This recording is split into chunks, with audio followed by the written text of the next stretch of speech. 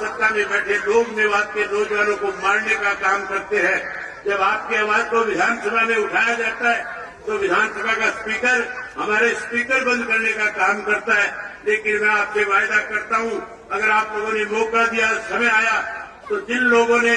आज इस तरह के कृतज्ञ काम किए हैं उन लोगों को जेल की सलाखों के पीछे भेजने का काम करेंगे। मेवात के लोगों के साथ न्याय कराएंगे और जहां न्याय कराएंगे वहीं जिन लोगों ने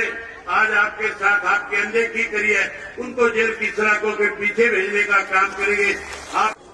जब मैं आप लोगों की आवाज को हरियाणा की विधानसभा में उठा रहा था,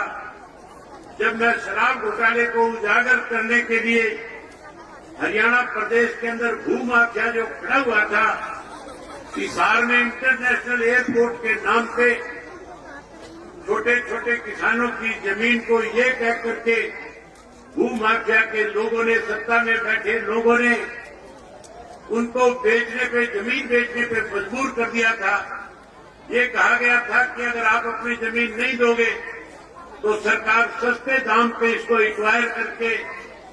आपको कम पैसे देगी। इसलिए अगर आपको ज्यादा पैसा चाहिए तो प्राइवेट लोगों को जमीन बेच दो। प्राइवेट लोग कोई और नहीं थे, सत्ता में बैठे हुए लोगों के छोड़े हुए एजेंट उनके लिए जमीन खरीदने का काम कर रहे थे। उसके लिए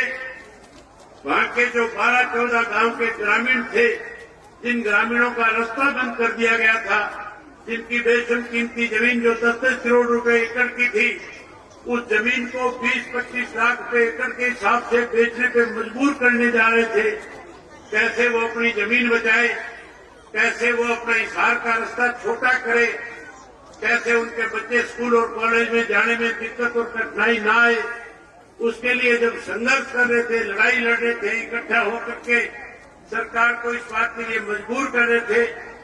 कि आप अपने वायदे को पूरा करें और वायदा पूरा करके हमें सुविधा प्रदान करने का काम करें, तो सत्ता में बैठे लोगों ने उनके रास्ते बंद करके उन ग्रामीणों के सामने परेशानी खड़ी करी थी। मैं उस धरने के अंदर गया, मैंने वहां जाकर के लोगों से पूछा था कि क्या दिक्कत है। ग्रामीणों ने खुल करके बताया कि सरकार में बैठे लोगों ने वायदा किया था कि एयरपोर्ट के साथ से रास्ता देंगे, हमें रास्ता देने की बजाय हमारे रास्ते बंद करके जो हमारी बेशुम कीमती जमीनें हैं उनको सस्ते में खरीदने पे, बेचने पे हमें मजबूर कर रहे हैं। साथियों, ये बात जब मैं विधानसभा में उठा रहा था और मैं विधानसभा में उन लोगों के नाम ले रहा था और कह रहा था कि लुटेरे सत्ता में बैठे हुए हैं, ये किसानों की जमीन को सस्ते में लेकर के कहीं अपने मॉल खड़े करना चाहते हैं, कहीं अपनी कोठियां बनाना चाहते हैं, कहीं यहाँ कॉलोनियां काटना चाहते हैं, तो सत्ता में बैठे लोगों को जहां इस बात को लेकर के तकलीफ हो रही थी, मैं उम्मीद करता था कि कांग्रेस के लोग मेरी बात से सहमत होंगे और कांग्रेस के लोगों ने उन लोगों के बीच में जाकर के उनसे वायदा किया था कि हम आपकी आवाज विधानसभा में उठाएंगे।